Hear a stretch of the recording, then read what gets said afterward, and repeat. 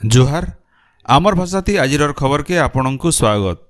आधार mobile link नहीं होइथिले bill Subhadra योजना लगी ऑनलाइन पंजीकरण करिहेबा बोली उपमुख्यमंत्री प्रभाती परिड़ा कहिसन। से कहिसन जे बायोमेट्रिक पद्धति थी आधार प्रमाणीकरण करा जाई पारबा। सेथिर लगी बिना मोबाइल नंबर लिंक थी बिल आवेदन पत्र पूरण आउ पंजीकरण करा जाई पारबा। पंजीकरण रो केनसी शेष तारीख धारिज नहीं थिबारनु आवेदनकारी माने व्यस्त नहीं हेबार के उपमुख्यमंत्री श्रीमती परिड़ा परामर्श देइछन। राज्य लोक मानकु सुभद्रा योजना बाबदे जनाबार लगी आबा कालनु 16 तारीख तक सचेतनता रथ बुलवा। मुख्य शासन सचिव मनोज आहूजांकर अध्यक्षता थी हेतिबार गुटे बैठक थी इ निष्पत्ति निया जाइछे। सेथिर लगी इतार प्रस्तुति बाबदे श्री आहूजा जिल्लापाल मानकर संगे आलोचना करिछन। राज्य सरकार हीराकुद डैम प्रकल्पर केनाल पद्धति नवीकरण योजना करिछन बोली संसदीय व्यापार मंत्री मुकेश महालिंग कहिछन।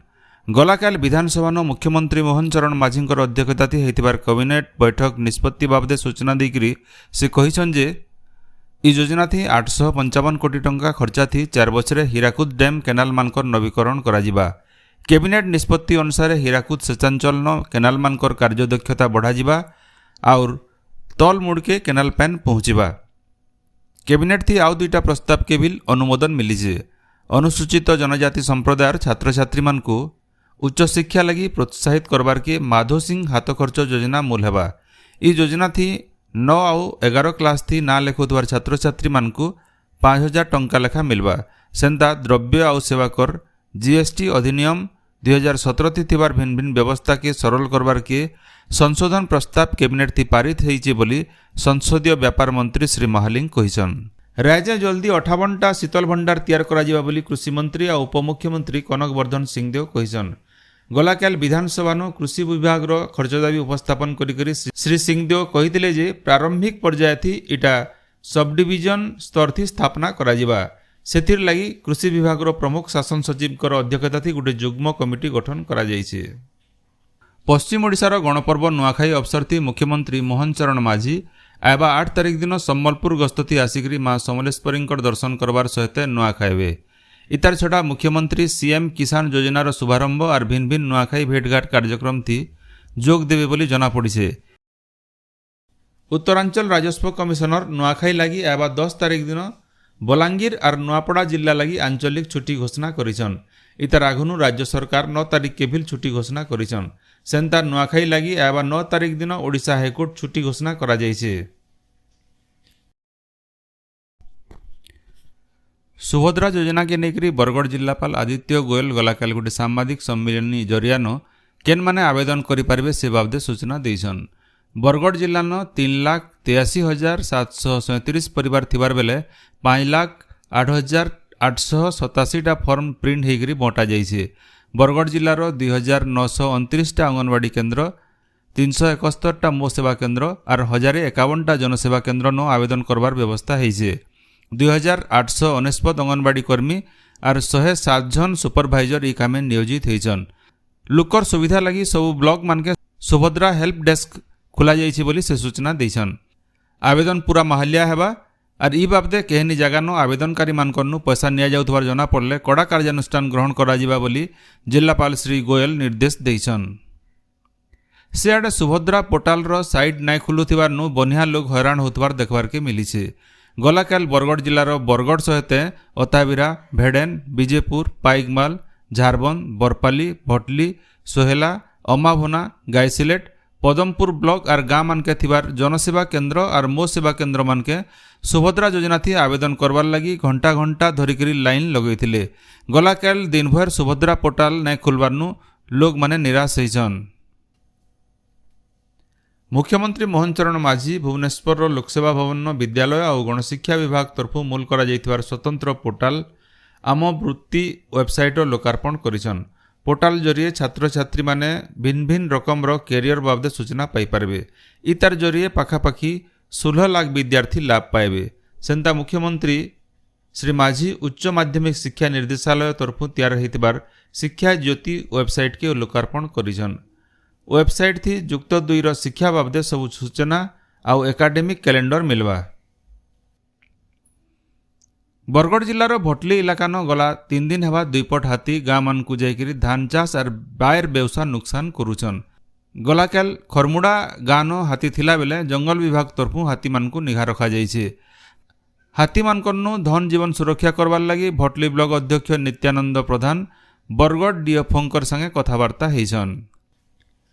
नुआदिल्लीर विज्ञान भवन होइतिबार जातीय शिक्षक पुरस्कार प्रदान उत्सव थी ओडिशार 2 जन शिक्षक राष्ट्रपति द्रौपदी मुर्मुंकरनु जातीय शिक्षक पुरस्कार ग्रहण करिछन। सेमाने हेले कलाहांडी जिला नर्लार जयदुर्गा हाईस्कूल शिक्षक संतोष कुमार कर और रायगड़ा जिला बिलेसु सरकारी हाईस्कूल शिक्षक द्विती चंद्र साहू। पुरस्कार बाबदे मानपत्र और नगद 50,000 टंका और रौप्य पदक दिया जाइछे।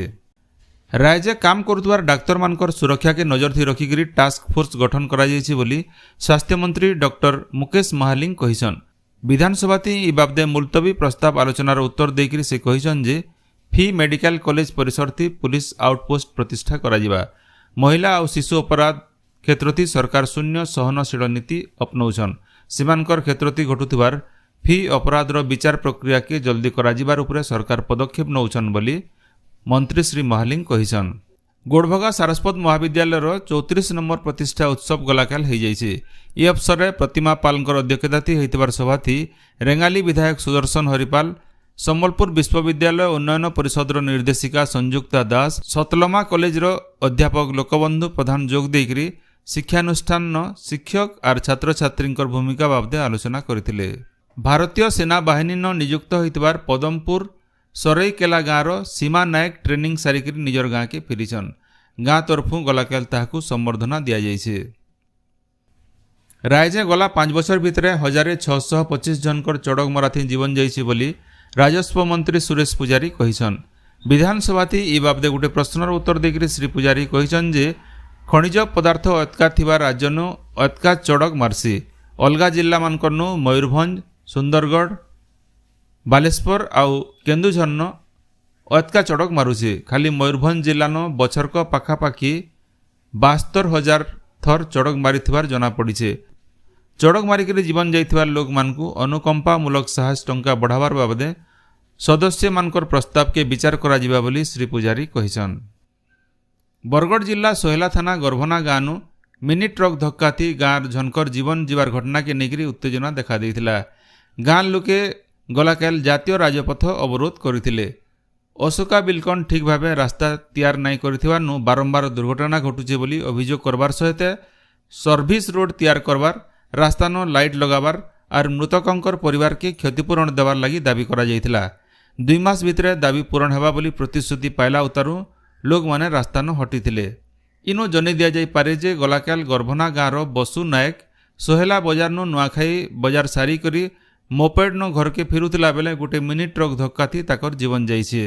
आज बरगढ़ मुख्य डाक्तरखाना मृतदेह व्यवच्छेद करा जाउछे। बरगढ़ जिल्ला गलाकाल 209 मिलीमीटर वर्षा होइछे। जिल्लार बरगढ़ ब्लॉक सबुठानु एतका 76.4 millimetre, Barpali 47 millimetre, Paikmal 34.2 millimetre और विजयपुर ब्लॉक 17 मिलीमीटर वर्षा होइतिला बेले अम्बाभना, अताबिरा और भटली ब्लॉक बिल्कुल वर्षा नहीं है।